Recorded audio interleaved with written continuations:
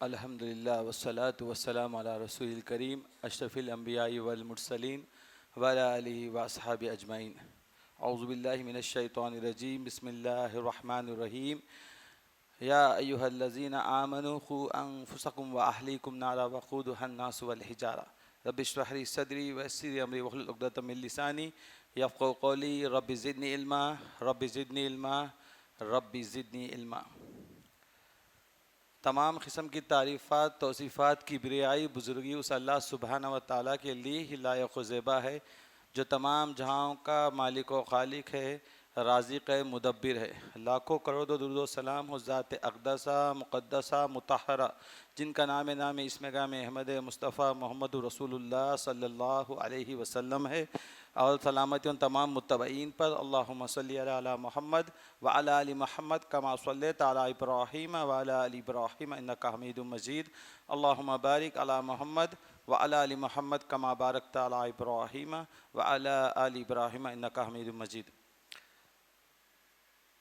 حاضرین مسجد، تمام بزرگوں، خواتین اسلام، نوجوان ساتھیوں، پیارے بچوں، السلام علیکم ورحمۃ اللہ وبرکاتہ۔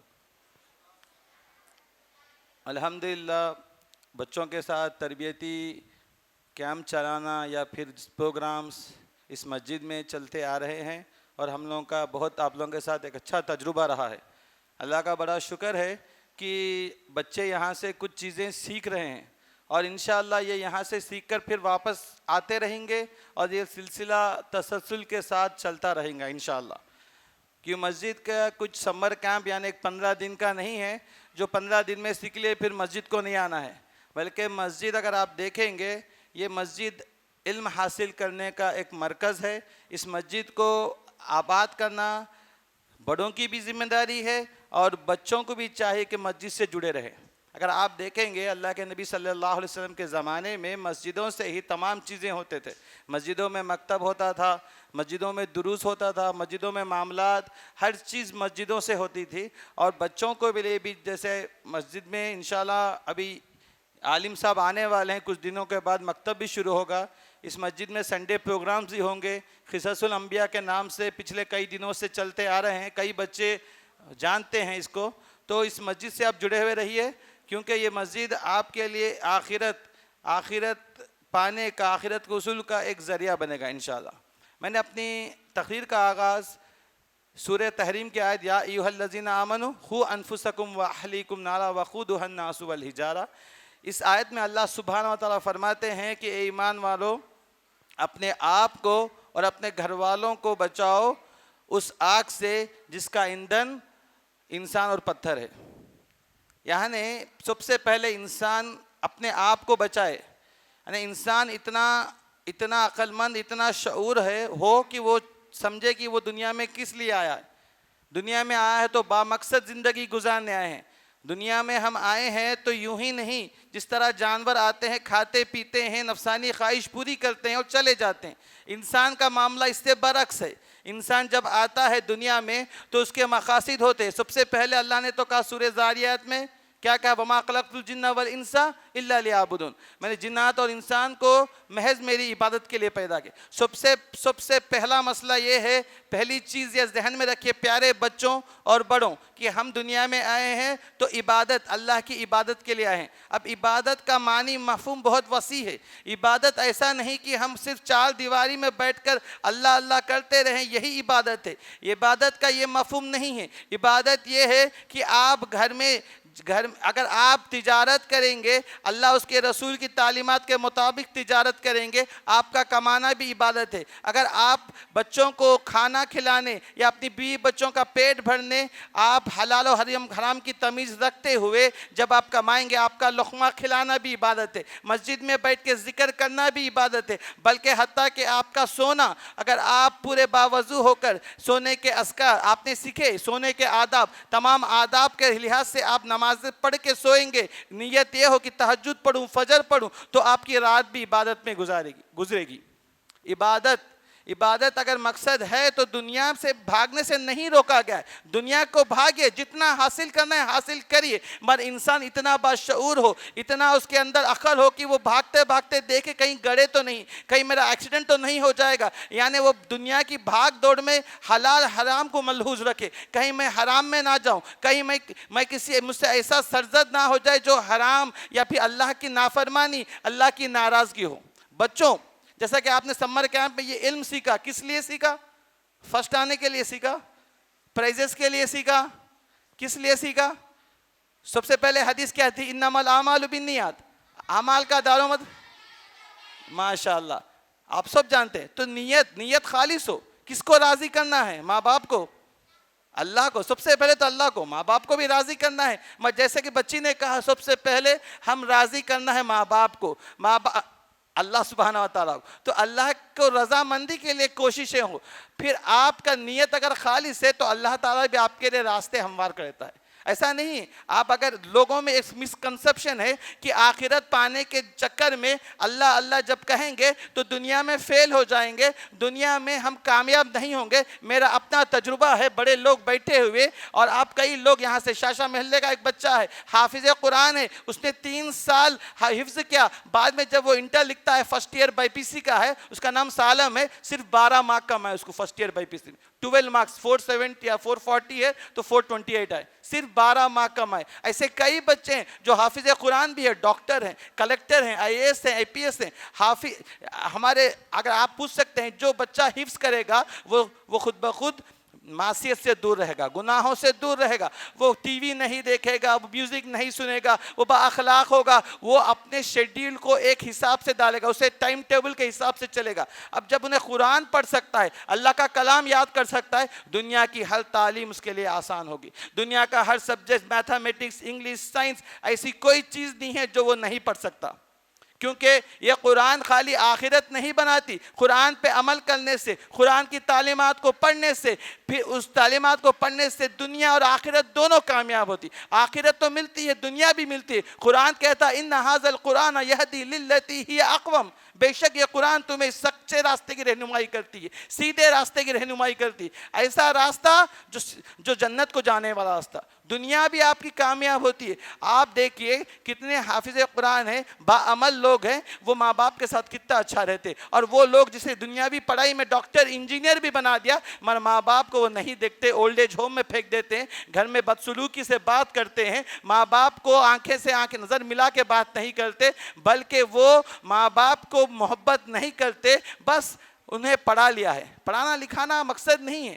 دین کی تعلیمات، اللہ کی معرفت، نبی کی معرفت، دین کیا کہتا ہے، اسلام کی جو بیسک تعلیمات ہے، اس کا جاننا ہر لوگوں کے ذریعے. ایک حدیث آتی ہے، آپ جان، طلب العلم فریضۃ علی کل مسلم. علم کا سیکھنا،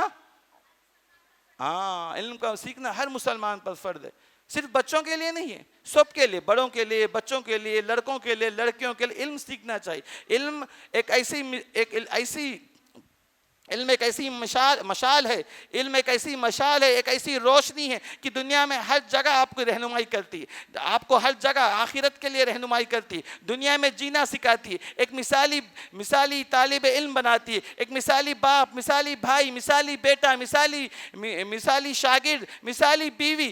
ہر جگہ، ہر شعبے میں اگر آپ کو کامیاب ہونا ہے تو دین کی تعلیمات پر عمل کرنے کی ضرورت ہے.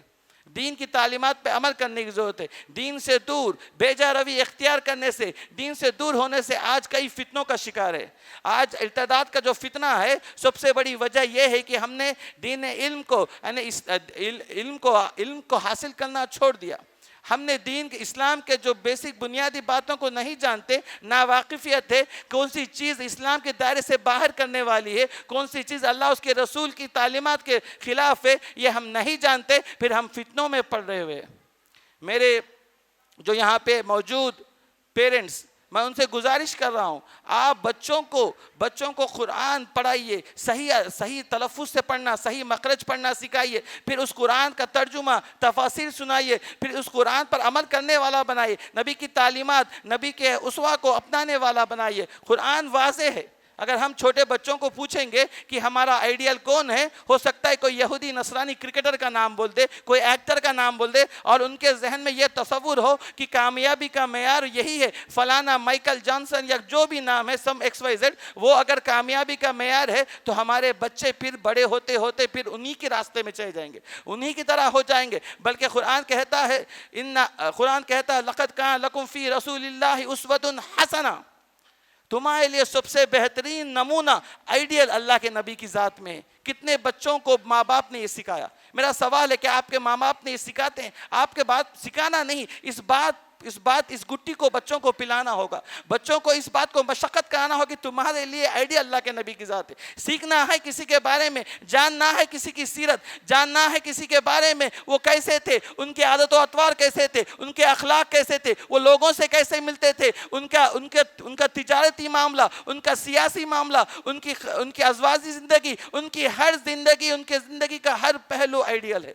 مگر افسوس آج ہم نے دین کو بس سمجھا کہ بس سنیں، ایک کان سے سن رہے ہیں دوسرے کان سے چھوڑ رہے ہیں۔ ایسا نہیں ہونا چاہیے میرے بچوں، دین بہت اہم ہے۔ آپ نبی کی سیرت کو جانیے، نبی کی تعلیمات کو جانیے، نبی کس طرح تھے اسے جانیے، پھر دیکھیے آپ کے اندر کیسا شعور آئے گا، کیسا آپ ایک مثالی لوگ بنیں گے۔ اللہ سبحانہ و تعالیٰ اللہ سبحانہ قرآن میں واضح کرتا ہے، قرآن مجید کو پڑھنا، اس پہ عمل کرنا، یہی حقیقی معنی میں یہی کامیابی اور کامرانی ہے۔ اور یہ کوئی نئی بات نہیں کہہ رہا ہوں میں، یہ کوئی نئی بات نہیں کہ 1400 سال پہلے جو معاشرہ گناہوں میں لبریز تھا، وہ معاشرے میں جب اللہ کے نبی کی تعلیمات آئی، جب قرآن مجید کی تعلیمات آئی، جب لوگوں کو اسلام کی دعوت دی گئی، قُولُوا لَا إِلَٰهَ إِلَّا اللَّهُ تُفْلِحُوا کا نعرہ لگایا گیا، جب وہ شانہ بشانہ اللہ کے نبی کے ساتھ جب اسلام قبول کرے تو صحابہ اس قدر تربیت یافتہ ہو گئے رضی اللہ عنہ ورضوا عنہ، آج تک وہ مثال نہیں ملتی، صحابہ کی جیسی مثال آج تک نہیں ملتی۔ اس کی وجہ یہی ہے کہ انہوں نے دین کو اپنایا، دین کی تعلیمات کو اپنایا، اور وہ جو بکریاں چراتے تھے اور وہ جو غلام تھے، آج وہ جو بعد میں وہ اتنے ترقی یافتہ ہو گئے کہ کوئی خلیفہ بنتا، خلفۂ راشدین میں سے آ گئے، اور اللہ کے منتخب، اللہ کے پسندیدہ، اللہ ان سے راضی ہوگا اور وہ اللہ سے راضی ہوگا۔ کہ ہمیں چاہیے کہ ہمارے گھروں میں قرآن مجید کی تعلیمات عام ہو۔ ہمیں چاہیے کہ ہم اپنے یعنی بڑوں کو بھی چاہیے، اگر وہ بچوں کو سکھانا چاہتے ہیں، بچوں کو کچھ بنانا چاہتے ہیں، اگر وہ بچوں کو چاہتے ہیں کہ واقعی ان کے بچے سچے پکے مومن ہو، وہ جنت جانے کے لیے ان کے لیے راستہ بنے، جنت جانے کا باعث بنے، تو میں والدین سے کہتا ہوں پہلے آپ کو قدوہ اور نمونہ بننا ہوگا، پہلے آپ کو قدوہ بننا ہوگا۔ جب تک آپ خود قدوہ نمونہ نہیں بنیں گے، جب بچوں کے لیے آپ آئیڈیل نہیں بنیں گے، جب تک آپ نمازیں نہیں آئیں گے، جب تک آپ فجر میں سوتے رہیں گے، کوئی بچہ آئیڈیل نہیں بن سکتا، کیونکہ اس نے ماں باپ کو سوتے ہوئے دیکھا۔ جو ماں باپ حلال و حرام کی تمیز چھوڑ دیں گے، جو باپ سگریٹ نوشی کرتا ہے، اس کا بچہ عموماً کامیاب نہیں ہوگا، اللہ ماشاءاللہ عموماً وہ کامیاب نہیں ہوگا، کیونکہ وہ بھی برے صحبتوں میں جائے گا۔ جس کے گھر میں ماحول میوزک کا ہو، ہمیں چاہیے کہ اس ماحول سے دور رکھے بچوں کو، بچوں کے کانوں میں قرآن مجید کی تعلیم، قرآن مجید کی تلاوت یا اذان یا ایسی چیزوں کی صدائے، ایسی چیزیں ان کے کانوں میں آئیے، پھر دیکھیے بچے کیسے ہوتے ہیں۔ اگر بچوں کو آپ دین کا علم سکھائیں گے، آپ بھی خود قدوہ، آپ بھی خود نمونہ بنیں گے بچوں کے سامنے، نبی کی تعلیمات کو آپ کا اٹھنا بیٹھنا بچہ غور کرتا ہے۔ ایکشن سپیک دین لارڈر دین ورڈز، ایکشن جو آپ ایکشن کرتے ہیں، آپ کی کلام سے زیادہ، آپ کے بولنے سے زیادہ آپ کا جو عمل ہے وہ بچوں کے نظر آتا ہے۔ میں چاہتا ہوں کہ آپ نمونہ بنے، اور میں بچوں سے بھی گزارش کرتا ہوں سمر کیمپ کے حد تک نہیں، مسجد سے جڑے رہیے، جمعہ یہاں بیانات ہوتے ہیں، اور مسجد توحید کوئی کارخانے گڈھے کے ہے تو مسجد توحید بھی وہاں پہ بہترین خطبات ہوتے ہیں، یہاں شیخ کے ہوتے ہیں، کبھی کبھار مجھ ناچیز کو بھی موقع مل جاتا ہے تو مسجد سے جڑیے، جمعہ کے خطبے کہیے، امی کو کہیے ہم ساتھ میں آئیں گے انشاءاللہ، ہم بھی سنیں گے، کیونکہ یہاں پہ اکثر بچے بڑے آئے ہیں الحمدللہ۔ مسجد سے جڑیے، خطبات سنیے، دروس سنیے، اور جو بچے ترجمہ پڑھ سکتے ہیں سیرت یا قرآن کا ترجمہ پڑھیے، اور جو بچے دعائیں حصن المسلم کتاب لے کر دعائیں سیکھیے، اور اپنی زندگی کو وقت بڑا امپورٹنٹ ہے، اس وقت کو خالی مت کریے، کیونکہ ہم آپ کی جگہ سے ہم یہاں آ گئے، ہمیں معلوم ہے وقت کی قدر. ہم بچپن میں تھے یا ہم جوانی میں تھے، ہم نے کئی بار وقت کو برباد کیا ہے. وقت کی بڑی اہمیت ہے. نوجوان میں دیکھ رہا ہوں ماشاءاللہ نوجوان بھی موجود ہے. وقت کی بڑی اہمیت ہے. وقت کی قدر و قیمت کریے. آپ اپنے آپ کو ایسا ڈالیے کہ دنیاوی کاموں کے علاوہ دین کے لیے تھوڑا وقت نکالیے. قرآن سیکھنے کے لیے، سیرت پڑھنے کے لیے، یا پھر کوئی عالم سے، کوئی علم والوں سے دوستی محبت، یہ بھی بڑا فائدہ مند کہلاتی ہے. آپ ان سے ملیے، کوئی سوالات کریے، دین کو سیکھیے اور اس پہ عمل کریے. اللہ سبحانہ و تعالیٰ سے دعا ہے کہ اللہ تعالیٰ ہمارے اندر تقویٰ پرہیزگاری عطا فرمائے. اللہ سبحانہ و تعالیٰ سے دعا ہے کہ ہمارے بچوں کی اللہ اچھی سے اچھی تربیت کرنے والا بنائے. یہ معصوم نونہال جو بچے ہیں اللہ تعالیٰ ان کے دین کے داعی مبلغ بنائے. ربنا هب لنا من ازواجنا وذرياتنا قرة اعين واجعلنا للمتقين اماما رب اجعلني مقيم الصلاة ومن ذريتي ربنا وتقبل دعاء ربنا اغفر لي ولوالدي وللمؤمنين يوم يقوم الحساب. سبحان ربك رب العزة عما يصفون والسلام على المرسلين والحمد لله رب العالمين.